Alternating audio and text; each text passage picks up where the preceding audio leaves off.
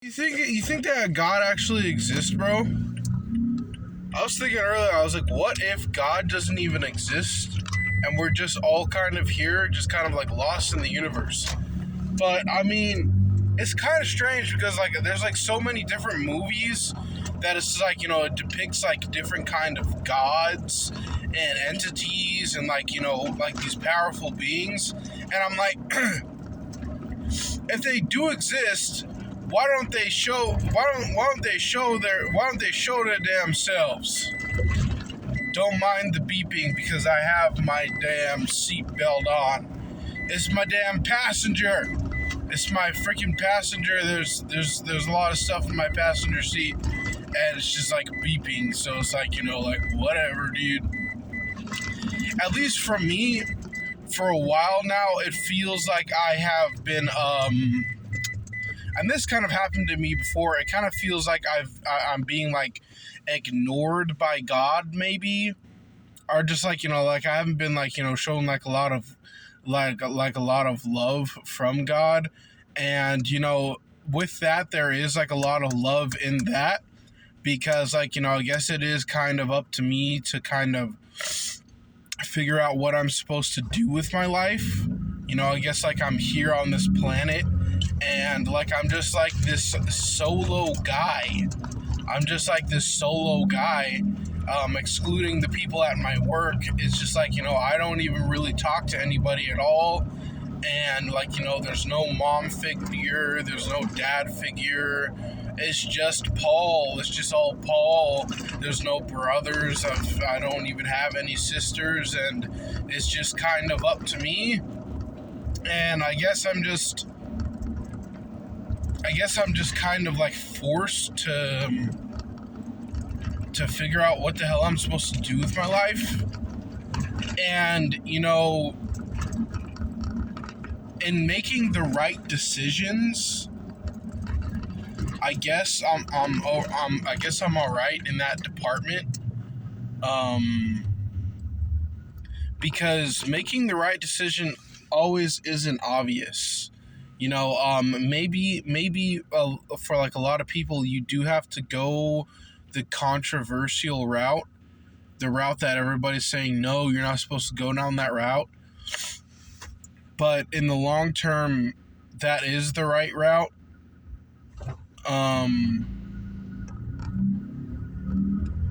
And I guess maybe I'm all right in making the decisions that are, I guess, not always the most obvious decision to make. But I'm pretty good at making decisions. It's just that I'm just still confused of what I'm supposed to do when I'm here on this planet. And I don't know.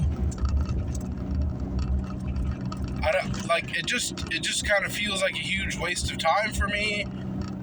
Like I don't like why can't I just have like I guess God on my side and to help me kind of navigate my life. But if God's always there pointing me in the right direction, it's just like, well, I guess that's not really living life. Because like, if you always come to the fork in the road and there's a left path and there's a right path and God's always there to tell you, oh, go left this time, oh, go right this time, then I guess that's not really living life. I think it's like, maybe it is just up to me to make those decisions. And I guess the truth, there is a truth in, God works in mysterious ways. And that's got to be one of the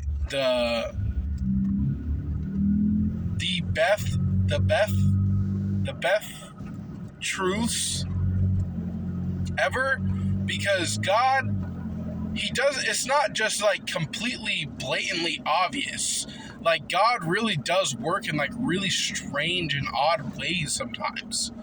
It's not just like, it's not just like if he needs to help land a plane, it's not like he's just gonna like land it normally. It's like, dude will send in a freaking hot air balloon to get up underneath it to, like, guide it to the ground. It's so weird in the way that God works, that it's like potentially that, like, maybe there's not even a God there in the first place, and it just kind of like falls into place. But it's kind of hard to say that, because I've seen God work in other people's lives, and I've seen God work in my life personally. It's just that I forget what he did. I completely forget I completely forget, like, the miracles in my life. But trust me, many miracles has happened in my life, dude. Many miracles.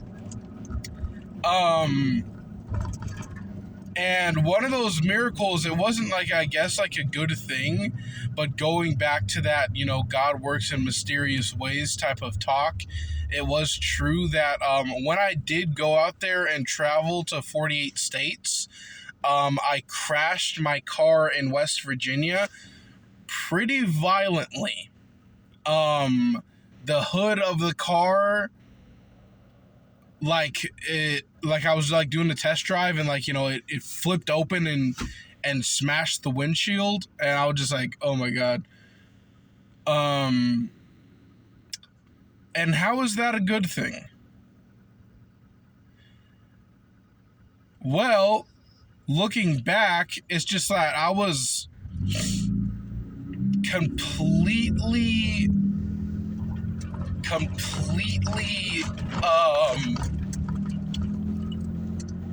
helpless. Maybe that's the right word. I was completely helpless because I also had no service on my phone, but the car did start back up.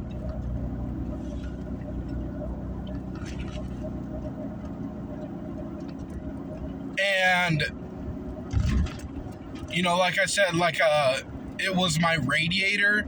My radiator was completely screwed, and I managed to drive it to an AutoZone. I got to an AutoZone, and they did have my radiator in stock. And I went, I fixed it. I figured out how to, put the thing together. I fixed it. And then I was doing my test drive, and then the hood opened and smashed my windshield.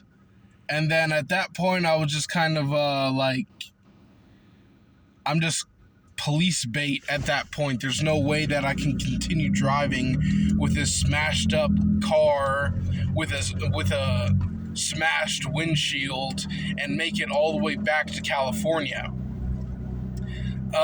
So at that point, I just had to sell my car for $100 to like these two like crackheads that like walked up, and the dude had like a freaking pistol on him, and I was just like, oh my God.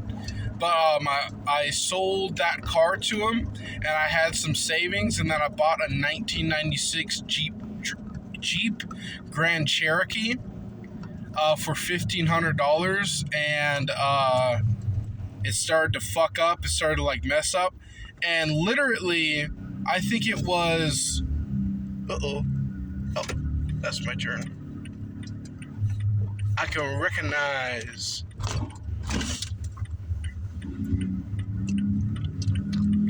And I think it was like my magical spiritual number or whatever, but it stopped 1 hour and 27 minutes away from my destination. The new car. And I called a friend, and they brought a trailer, and then they brought me the rest of the way home. And I mean, we're not friends anymore, needless to say. But I mean, Oh yeah, it was the fuel pump. It was the fuel pump that kind of just went out an hour and 27 minutes away, which is just crazy. But is there a God? I'm still trying to figure that out myself, and I hope that you will join me on this journey of life. But with that said, I guess I'll see you guys in tomorrow's episode, 5 o'clock in the morning. Bye.